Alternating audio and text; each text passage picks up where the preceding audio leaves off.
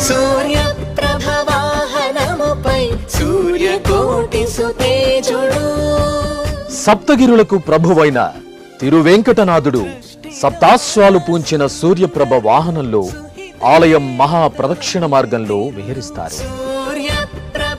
ఉదయభానుని బంగారు కిరణాలు తిరుమలేసుని వజ్ర కిరీటంపై, వక్షస్థలంపై, శంఖచక్రాలపై, శ్రీవారి పాదపద్మాలపై ప్రసరించే మనోహర దృశ్యాన్ని వీక్షించండి. సంపూర్ణ ఆరోగ్యాన్ని పొందండి.